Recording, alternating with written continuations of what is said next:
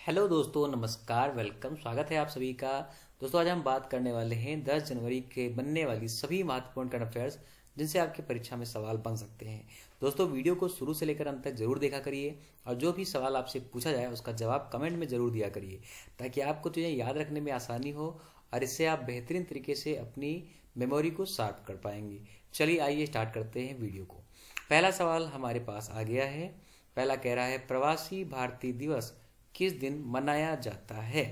प्रवासी भारतीय दिवस आप निम्नलिखित में से किस दिन मनाते हैं। 9 जनवरी, 8 जनवरी, 5 जनवरी या फिर 4 जनवरी। तो सभी को इसका जवाब पता होगा, नहीं पता है तो जान लीजिए 9 जनवरी को आप प्रवासी भारतीय दिवस मनाते हैं। अब ये क्यों मनाते हैं? क्योंकि 9 जनवरी 1915 को गांधी जी भारत लौट के आए थे। कहाँ से आए थे? साउथ अफ्रीका से। तो यही वो दिन है जो प्रवासी भारतीय दिवस के रूप में मनाया जाता है। अब आइए बात करते हैं। तो 9 जनवरी को आप प्रवासी भारतीय दिवस के रूप में मनाते हैं। प्रवासी भारतीय दिवस मनाने की संकल्पना स्वर्गीय लक्ष्मीमल सिंघवी द्वारा, जिन्हें आप LM सिंघवी भी कहते हैं, की गई थी। प्रवासी भारतीय सम्मान की अगर हम बात करें तो इसे 2003 में स्थापित किया गया था। यह भारतीयों को दिया जाने वाला सर्वोच्च सम्मान है। याद रखिए, प्रवासी भारतीयों को दिया जाएगा। यह सम्मान अप्रवासी भारतीय, भारतीय मूल के व्यक्ति, अप्रवासी भारतीय अथवा भारतीय मूल के लोगों के द्वारा शुरू की संस्था को प्रदान किया जाता है। इस बात को याद रखिएगा। चलिए बात करते हैं सवाल नंबर 2 की। तो जनवरी 2022 में किस शहर में नॉर्थ ईस्ट फेस्टिवल NEF के नवे संस्करण का उद्घाटन किया गया है? तो नॉर्थ ईस्ट फेस्टिवल का उद्घाटन कहाँ किया गया? शिलोंग, इम्फाल, गुवाहाटी या फिर ईटानगर। तो 2 नंबर का सही जवाब है हमारा ऑप्शन नंबर C, यानी कि गुवाहाटी। अब आइए बात करते हैं। तो असम के राज्यपाल जगदीश मुखी ने 7 जनवरी 2022 को गुवाहाटी में आयोजित एक कार्यक्रम में नॉर्थ ईस्ट फेस्टिवल के नवे संस्करण का उद्घाटन किया। फेस्टिवल की पहल make in north east, start up north east पहल के साथ हुई है। अब बात करें असम की, तो असम की राजधानी है दिसपुर। इसका गठन 26 जनवरी 1950 को किया गया। राज्यपाल इसके जगदीश मुखी हैं और मुख्यमंत्री यहाँ के हिम्मत बिस्वा राम भाजपा के हैं, शर्मा जी। बात करें यहाँ पर जिलों की संख्या की, तो जिलों की संख्या यहाँ पर लगभग 33 है। आपको पता होगा असम में हाल ही में एक बाजाली जिला और ऐड किया गया, तो इसे भी याद कर लीजिएगा कि बाजाली प्लस। चलिए, लोकसभा की सीटें यहाँ पर 14 हैं, राज्यसभा की सीटें यहाँ पर 7 हैं। राज्य पशु यहाँ का गेंडा है, एक सींग वाला गेंडा जो कि काजीरंगा में आपको दिखेगा। राज्य पक्षी सफेद पंखों वाली बतख है। प्रमुख उद्यान की बात करें तो काजीरंगा मानस, नामेरी, राजीव गांधी ओरंग राष्ट्रीय उद्यान। इसके अलावा 2 राष्ट्रीय उद्यान नए ऐड हुए जिसको आपने रम्योना देहिंग और पटकोई कह रखा है, याद रखिएगा। बांध की बात करें तो सुबनसिरी बांध सुबनसिरी नदी पर है जो कि ब्रह्मपुत्र की सहायक है। कार्बी लंगपी बांध जो कि बोरपानी नदी या रिवर पर दिखाई पड़ता है, तो ये भी आप याद रखिएगा। चलिए बात करते हैं सवाल नंबर 3 की। तो खादी और ग्रामोद्योग आयोग KVIC के अध्यक्ष विनय कुमार सक्सेना ने जनवरी 2022 में किस शहर में देश की पहली mobile honey processing van launch की है? चेन्नई, कोलकाता, गाजियाबाद या फिर रांची। तो विनय कुमार सक्सेना जी ने किस शहर में पहली mobile honey processing van launch की? चेन्नई, कोलकाता, गाजियाबाद, रांची। तो सही जवाब हमारा हो जाएगा ऑप्शन नंबर C, यानी कि गाजियाबाद। अब देख लेते हैं ये क्या है।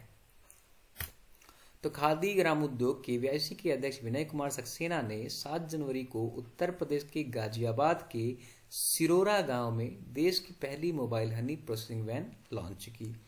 KVIC ने अपने बहुविषयक प्रशिक्षण केंद्र पंजो केहरा में 15 लाख रुपए की लागत से इसे डिजाइन किया। यह मोबाइल शहद प्रसंस्करण इकाई 8 घंटे में 300 किलोग्राम शहद तक का प्रसंस्करण कर सकती है। इस बात को भी आप याद रखिएगा। तो दोस्तों ये वेरी वेरी इंपॉर्टेंट क्वेश्चन है। आप सभी को कमेंट बॉक्स में जवाब जरूर देना है कि मधुमक्खी पालन को क्या कहा जाता है और शहद के लिए कौन सा रिवॉल्यूशन आया था। मधुमक्खी पालन को क्या कहा जाता है और शहद के लिए कौन सा रिवॉल्यूशन आया था, इसका जवाब कमेंट में जरूर दीजिएगा। बात करते हैं सवाल नंबर 4 की। तो NSO के पहले अग्रिम अनुमान के अनुसार वित्त वर्ष 2021-22 में भारत की अनुमानित जीडीपी विकास दर क्या है? 10.2%, 8.2%, 7.2% या फिर 9.2%। तो 4 नंबर का सही जवाब है ऑप्शन नंबर डी, यानी कि 9.2%। राष्ट्रीय सांख्यिकी कार्यालय NSO ने चालू वित्त वर्ष 2021-22 में भारत की जीडीपी 9.2% की दर से बढ़ने का अनुमान लगाया। NSO ने 7 जनवरी 2022 को यह अपना अग्रिम अनुमान जारी किया है, इस बात को याद रखिएगा। ये अभी यानी कि 2022 का पहला अनुमान है, इसे ध्यान रखेंगे आप। चलिए सवाल नंबर 5 की बात करें अगर, तो अगस्त 2022 में मौजूदा प्रमुख मोहम्मद सानुसी बरकिंडो को, फिर से सुन लीजिए, मोहम्मद सानुसी बरकिंडो को बदलने के लिए ओपेक के नए महासचिव के रूप में किसे चुना है? ट्रिम्पे सिल्वा, अशरफ बेनहासिन, हैथम अलघिस या मेल क्यारी। तो 5 नंबर का हमारा सही जवाब है ऑप्शन नंबर सी, यानी कि हैथम अलघिस। इस बात को याद रखिएगा। पेट्रोलियम निर्यातक देशों के संगठन ओपेक ने हैथम अलघैस को अपना नया महासचिव बनाया है। तो याद रखिए, हैथम अलघैस जी को बनाया गया। अब ये कहाँ के हैं? तो कुवैती उम्मीदवार हैं। कहाँ के हैं? कुवैती। याद रखिएगा, हैथम अलघैस 1 अगस्त 2022 से 3 साल की अवधि के लिए कार्यभार संभालेंगे। अब बात करेंगे अगर ओपेक की, तो ओपेक का हेडक्वार्टर पड़ता है वियना, ऑस्ट्रिया में। इसकी स्थापना 1960 में हुई थी, बगदाद, इराक में। तो ये भी आपको याद रखना है। आप सभी को कमेंट में जवाब जरूर देना है कि ओपेक में वर्तमान में कितने सदस्य देश हैं। चलिए हम बात करेंगे सवाल नंबर 6 की। तो व्यापार निरंतरता के लिए संकट के तहत सर्वश्रेष्ठ स्वचालन के लिए UI path automation excellence award 2021 किस बैंक ने जीता है? बहुत इंपॉर्टेंट क्वेश्चन है दोस्तों, ध्यान रखिएगा। यूआई पाथ अवार्ड किसने जीता है? तो ये देख सकते हैं आप, south Indian bank, HDFC bank, federal bank या फिर कैनरा बैंक। सही नंबर के सही जवाब की बात करें तो ऑप्शन नंबर ए आपका यहाँ पर सही हो जाएगा। केरल स्थित साउथ इंडियन बैंक ने व्यापार निरंतरता के सर्वश्रेष्ठ स्वचालन के लिए UI path automation excellence award 2021 जीता है।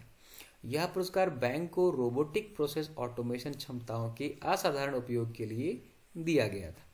साउथ इंडियन बैंक की अगर हम बात करें तो इसका हेडक्वार्टर पड़ता है आपको त्रिशूर में। इसकी स्थापना 29 जनवरी 1929 को की गई थी। तो ये भी आपको याद रखना है, वेरी इंपॉर्टेंट क्वेश्चन है दोस्तों।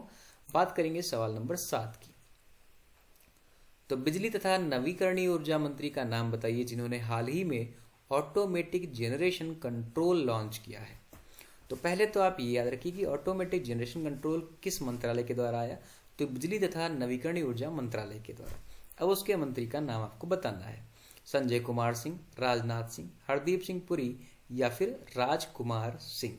तो 7 नंबर का जवाब है आंसर नंबर डी, यानी कि राजकुमार सिंह। बिजली तथा नवीकरणीय ऊर्जा मंत्री राजकुमार सिंह ने हाल ही में ऑटोमेटिक जनरेशन कंट्रोल लॉन्च किया है। फ्रीक्वेंसी बनाए रखने के लिए एजीसी हर 4 सेकंड में बिजली संयंत्रों को सिग्नल भेजता है। इसके जरिए पोसोको बिजली संयंत्रों को सिग्नल भेजता है। अब ये पोसोको वर्ड क्या है, आइए इसे देख लेते हैं। तो पोसोको का अर्थ है power system operation corporation. Power system operation corporation, ये आपका पोसोको है। इसकी स्थापना हुई थी मार्च 2010 में। इसका हेडक्वार्टर पड़ता है न्यू दिल्ली, इंडिया में। तो ये भी आपको दोस्तों याद रखना है। अब बात करते हैं हम ऑप्शन क्वेश्चन नंबर 8 की। 8 नंबर है हमारा, कौन व्यक्ति हाल ही में पंजाब के नए पुलिस महानिदेशक बन गए हैं? तो पंजाब पुलिस अभी बहुत चर्चा में चल रही है पीएम की सिक्योरिटी को लेकर। तो उसके डीजीपी चेंज कर दिए गए हैं। कौन बनाए गए हैं? ऑप्शन है BS Chandrawat, NC Jakhar, VK भवरा, TS सूर्यपाल। तो जवाब 8 नंबर का सही हो जाएगा ऑप्शन नंबर सी, यानी कि VK भवरा। हाल ही में पंजाब सरकार ने IPS अधिकारी VK भवरा को राज्य का नया पुलिस महानिदेशक DGP नियुक्त किया है। बता दें कि भवरा यहां इस पद पर सिद्धार्थ चट्टोपाध्याय का स्थान लेंगे, यानी कि इन्होंने सिद्धार्थ चट्टोपाध्याय को सफल किया है। इस बात को याद रखिएगा। सवाल नंबर 9 की बात करें अगर हम, तो विदेश मंत्रालय MEA ने पासपोर्ट सेवा कार्यक्रम PSPV 2.0 के दूसरे चरण के लिए किस कंपनी को सेवा प्रदाता के रूप में नियुक्त किया है? ऑप्शन है Tech Mahindra, Tata Consultancy Services, HCL Technology ITC Limited. तो 9 नंबर का सही जवाब हो जाएगा हमारा, देख सकते हैं आप, टाटा कंसल्टेंसी सर्विस, यानी कि ऑप्शन नंबर बी। अब बात करें विदेश मंत्रालय MEA ने पासपोर्ट सेवा कार्यक्रम PSP V2.0 के दूसरे चरण के लिए Tata Consultancy services limited TCS के लिए एक समझौते पर हस्ताक्षर किए। तो ये बात आपको याद रखनी होगी। अब बात करते हैं सवाल नंबर 10 की। तो बहुराष्ट्रीय अभ्यास सी ड्रैगन 22 का आयोजन किस स्थान पर किया जा रहा है? सी ड्रैगन 22 का आयोजन कहां पर किया जा रहा है? उत्तरी मैरियाना में, प्यूर्टो रिको में, गुआम में, US वर्जिन द्वीप समूह में। 10 नंबर का जवाब सही हो जाएगा ऑप्शन नंबर सी, यानी कि गुआम में। अब ये गुआम कहाँ है, इस बात की बात करते हैं। तो 6 इंडो पैसिफिक राष्ट्र बहुराष्ट्रीय अभ्यास सी ड्रैगन 2020 में भाग ले रहे हैं, जो कि 5 जनवरी 2022 को पश्चिमी प्रशांत में गुआम में एंडरसन एयर फोर्स बेस पर होगा। इस बात को याद रखिए, गुआम में एंडरसन एयर फोर्स बेस पर। दोस्तों, हम लोगों ने कल इस सवाल पर चर्चा की थी। आप सभी को कमेंट में जवाब जरूर देना है कि जो 6 इंडो पैसिफिक राष्ट्र इसमें शामिल हो रहे हैं उसमें कौन कौन से देश शामिल हैं, और क्या इंडिया भी उसमें है? तो इसका जवाब कमेंट में जरूर देंगे आप। बात करते हैं सवाल नंबर 11 की। केरल राज्य चलचित्र अकादमी के अध्यक्ष के रूप में किसे नियुक्त किया गया है? रचित सुंदरम, परिवालाल सदाशिवम, कमल, रंजीत बालकृष्णम। तो केरल राज्य के चलचित्र अकादमी के अध्यक्ष के रूप में किसे बनाया गया? जवाब हो जाएगा ऑप्शन नंबर डी, यानी कि रंजीत बालकृष्णम। मलयालम फिल्म निर्देशक रंजीत बालकृष्णम ने केरल राज्य के चलचित्र अकादमी अध्यक्ष का पद ग्रहण किया है। तो ये बात आपको याद रखनी होगी। उनकी फिल्मों थिरकथा और इंडियन रूपी ने क्रमशः 2008 और 2011 में मलयालम के सर्वश्रेष्ठ फीचर फिल्म का राष्ट्रीय फिल्म पुरस्कार जीत रखा है। बात यहाँ पर हो रही है केरल की। तो केरल की राजधानी है तिरुवनंतपुरम। केरल के राज्यपाल हैं आरिफ मोहम्मद खान। केरल के मुख्यमंत्री हैं पिनरई विजयन। तो ये जानकारी भी आपको याद रखनी होगी। अब बात करते हैं सवाल नंबर 12 और अपने अंतिम प्रश्न की। तो जनवरी 2022 में किस देश ने बाल विवाह को अवैध बना दिया है?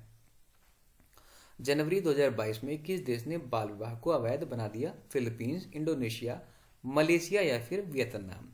तो 12 नंबर का हमारा सही जवाब हो जाएगा ऑप्शन नंबर ए, यानी कि फिलीपींस। अब बात करते हैं फिलीपींस की।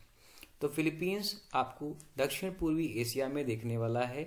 ऑस्ट्रेलिया के ऊपर, इंडोनेशिया के ऊपर जब आप आते हैं तो ये आपको फिलीपींस दिखाई पड़ता है, जो कि पैसिफिक ओशियन को टच करता है। पैसिफिक का सबसे गहरा ट्रेंच, जिसे आप मैरियाना ट्रेंच कहते हैं, ये आपको फिलीपींस के ही क्षेत्र में दिखाई पड़ता है। इसकी राजधानी है मनीला, जो कि आपको ADB का हेडक्वार्टर दिखाई पड़ता है, और मुद्रा है फिलीपीन पेसो। आपको बता दें कि अभी भारत के स्टेट उड़ीसा ने भी बाल विवाह को प्रतिबंधित कर दिया है, तो इसे भी आप याद रखिएगा। तो दोस्तों, आज के 12 क्वेश्चन हमारे यहीं पर कंप्लीट होते हैं, जो आज की करंट से बन सकते थे। हम मुलाकात करेंगे कल सुबह 6 बजे नई करंट नई वीडियो के साथ। तो अगर आप हमारे चैनल पर नए हैं या आपने पहले की वीडियोस नहीं देखे तो जरूर देख लीजिए, और हमारे चैनल को सब्सक्राइब करके बेल आइकन ऑन कर लीजिए। डेली सुबह 6 बजे हम आपको करंट की जबरदस्त वीडियो दे देते हैं। मिलता हूँ कल। आज के लिए इतना ही। नमस्कार, धन्यवाद, जय हिंद, जय भारत।